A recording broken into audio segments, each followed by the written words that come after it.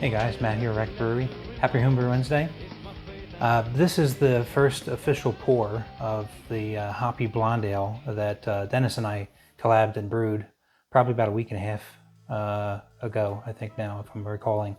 Yeah, it's obviously it's pretty young still. It's already fully fermented out. I've already cold crashed it, and I didn't transfer it yet to another keg. I might just leave it on there because this is the result of pressure fermentation and using that floating dip tube. So nothing seems to have gotten through there. It's a pretty clean looking beer. It's just hazy. I can't really see through it at all. I can see the shadow of my finger through there, but it's not fully cleared out. Not sure that it will clear out. I guess time will tell on this one. Grain bill on this was pretty basic. Just some base malt.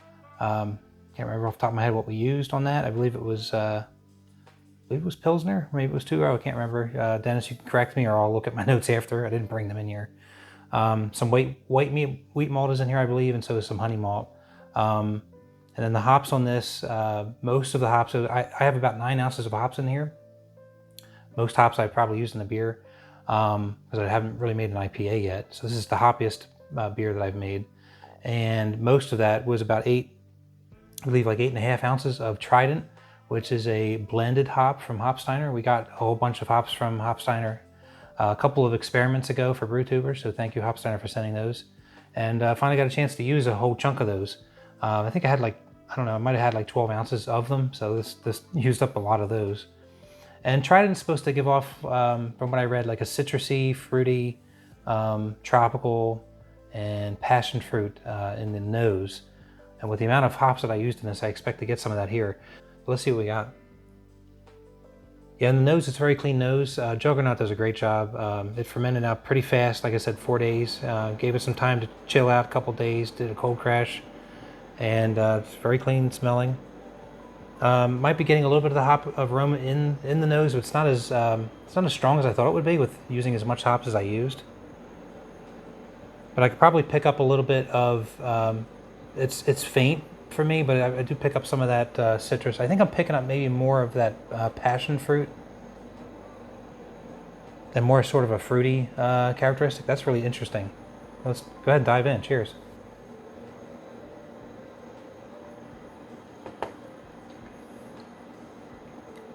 Oh, that's really good.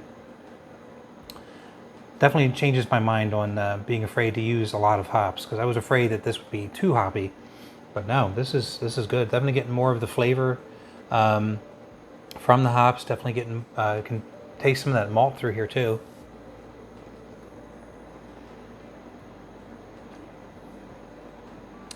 Yeah, that's great. That's really nice. That's a nice balance, actually. It tastes. I might be picking up a hint of that honey. That's from that honey malt. I think we used half a pound of honey malt. I'm definitely picking some good hop character. I've never had Trident before, so this is new to me.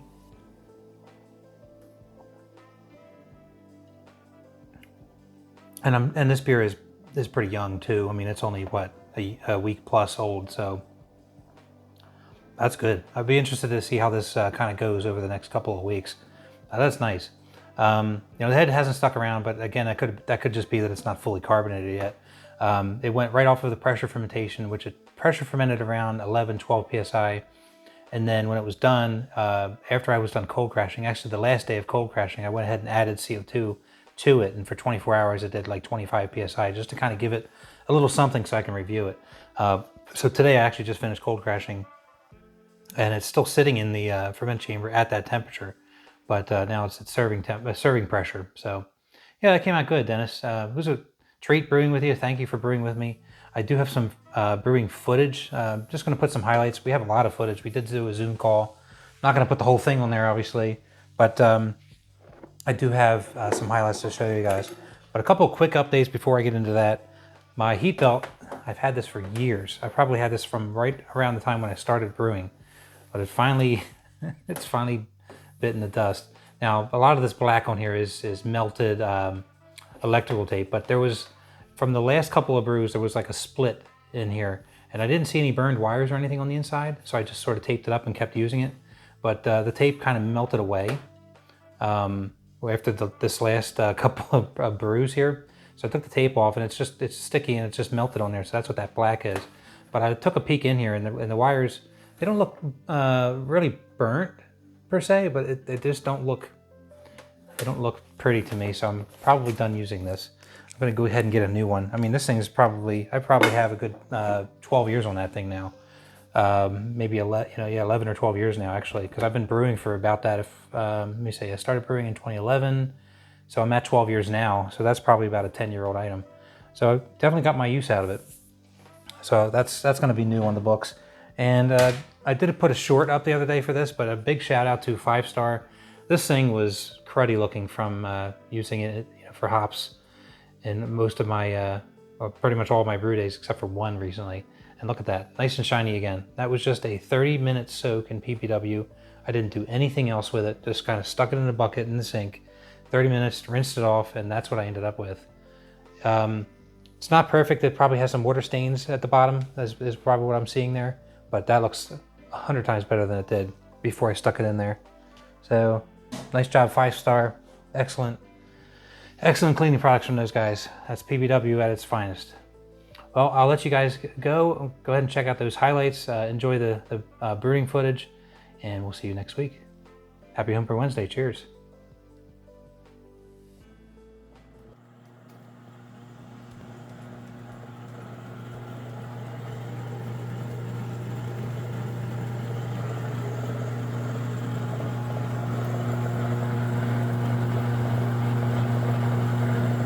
It's brew day. Making a blonde ale.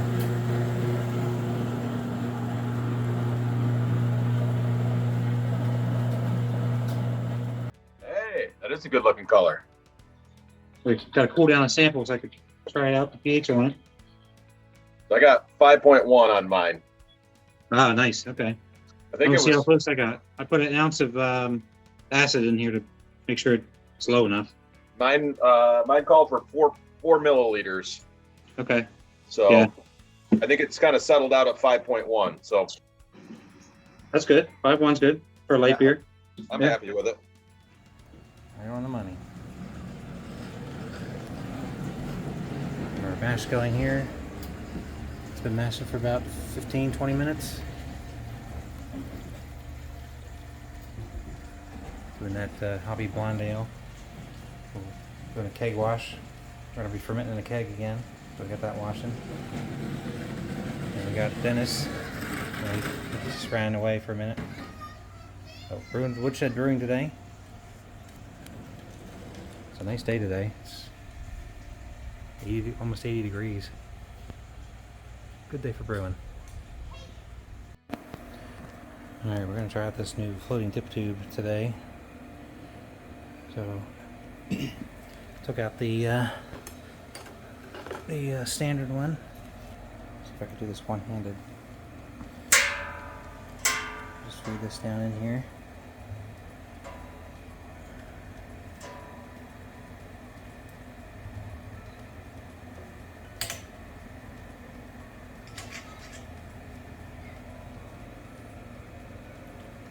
There we go. Pop it on there. One of these days, I got to pay you a visit. I could brew in the woodshed there. Okay. Come in the summertime, much better. I don't know. I might try to come there when it snows. God bless you, man. I'll let you see it. How's that? You still want? You still have some snow on the ground too, huh? Oh yeah. Wow. How about it's even snowing now, huh? Yep. That is crazy. 2 to 4 inches today. Isn't that amazing? Like we're only what? I don't know, 600 miles away. I know. It's not that. I was gonna say I just got a picture from my parents. They're sitting on their front porch and drinking gin and tonics. 75 degrees. It's amazing how there's that big of a difference. Because normally it's like, I talk to family up north on the regular basis. It's maybe 10, maybe 20 degrees difference at various times. Yeah. But then it's never like it's winter where you are and it's summer where I'm at. Like, what is that? This is my parents' house, front yard. Yeah. Yeah, they are their yard looks a lot better than mine. We have two dogs, so That'll kill. Yes, yeah. that'll do a lot to that. Yes. Yeah. All right, we are sparging. Nice golden color.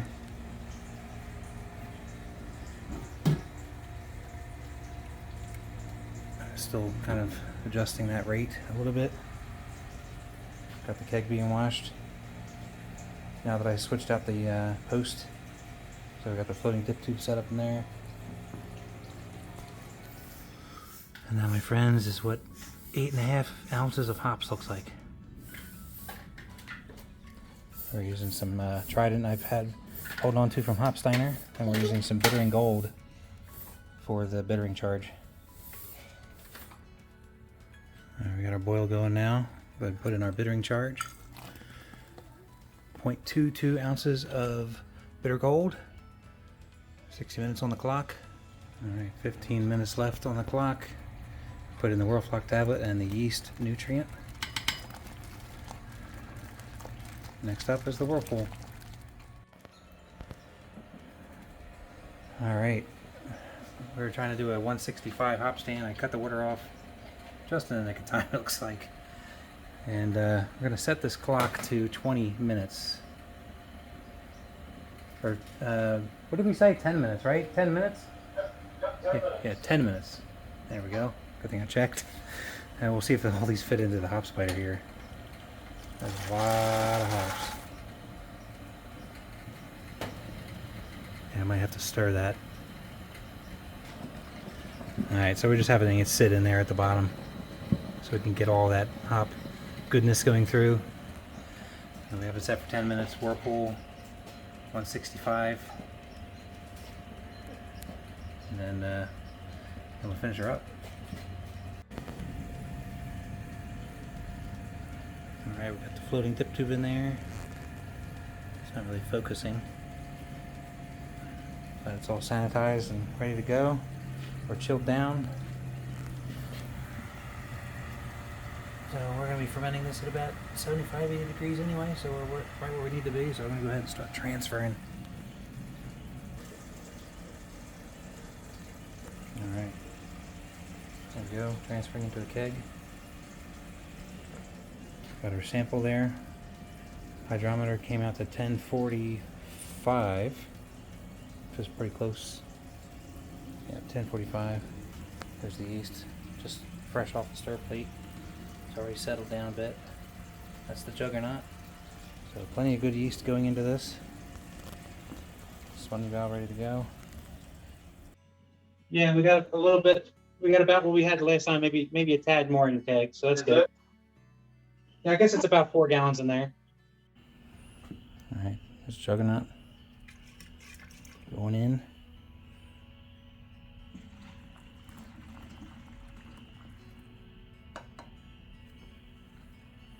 Got our tilt here. Nice new red tilt.